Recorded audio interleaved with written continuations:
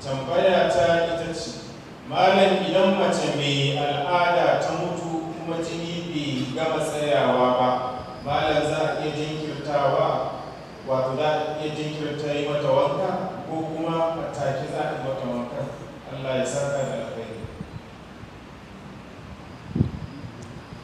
A cikin al-majmu' na ibn qudama alaihi na imamun nawawi, al-majmu' ba al-mughni ba, al-majmu' na ibn qudama rahmatullahi alai, a volume na 5 namba na 123 ya yi magana da ke amsa wannan tambaya din, kuma ya hada ma fatawoyin guda biyu, bai takaita akan kawai al'ada a cikinta a rasu ba, ya hada janaba, cewa mutum iya da janaba ko mace na al'ada sai ta rasu, ya za a yi da ita. Bayani da farko da malamai suke yi shine cewa rasuwa da janaba ko rasuwa da al'ada, matukar janaba ce ta halal ko al'ada ya zo wa mace ta rasu da shi, na farko wannan bai da naƙasu a addininta, na biyu kuma bai nuna wai rashin imani ne, a'a akwai sahabbai masu imani da ya tabbata Allah ya ɗauki rayuwarsu a cikin halin janaba. Ba lokacin kawo kissa mai tsawo, akwai misalai guda biyu. Akwai rasuwar Hanzalatu bin Abi Amir wanda ake markirari da ghasilul mala'ika, shi mala'iku ne suka masa wankan mu'amalan aure da iyalinsa ma. Ya rasu a filin daga amma bai yi wanka ba, fiye yan halda ya ce wa sahabbai ku je ku wanke shi, sai ke ce ai ga abin da ya faru gare shi, ga kaza da ya faru, ya fito da janaba amma ghasalatul mala'ika, mala'iku ne suka masa wanka. Da wannan ake markirari da Hanzalatu bin Abi Amir ghasilul mala'ika.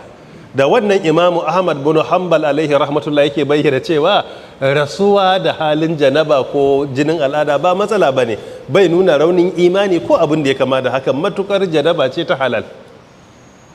Banda wannan, Abdullahi bin Abbas radiyallahu anhu ya cewa hatta shahada da Hamza bin Abdul Muttalib yayi, rasuwarsa da ya ce da janaba ya rasu, kuma wannan magana ta zo da isnadi mai inganci daga Abu Ishaq cewa da janaba ya rasu. Kula ga wannan rasuwa da janaba ko rasuwa da al'ada bai da matsala ko kaɗan ga addini. Na biyu, shin za a yi jinkiri? Ba bukatan wani jinkiri, za a zo a yi wanka, kawai sai a yi wanka yadda ake yi wa mamaci wanka. Idan za a yi wankan, wanka biyu za a yi ko ɗaya za a yi? In aka ce biyu, akwai janaba akwai rasuwa, akwai wankan janaba akwai wankan mamaci. In al'ada ne akwai rasuwa akwai wankan mamaci da ta rasu. Biyu za a yi ko ɗaya za a yi? Kusan dukkan malamai sun tafi akan wanka ɗaya ne za a yi, amma banda mutum ɗaya shi kaɗai ne ya saba musu. Mutum ɗaya ne ya saba a cikin magabata, amma ba haka ba kusan banda shi kaɗai kusan duk tafiyar magabata akan cewa wanka ɗaya ya wadatar, saboda ana iya yin wanka ɗin guda ɗaya ya ɗauke janaba ɗin ko ya ɗauki al'ada sannan kuma ya zama me? Na'am? Ya zama me? Ya zama kuma na rasuwa. Yana iya yiwa, sau da kan an yi wanka ɗaya a magana mafi inganci ya wadatar, ya ɗauke janaba ya kuma wadatar, wankan rasuwa ya ɗauke al'ada kuma ya zama wanka na rasuwa. Wallahu ta'ala a'alam.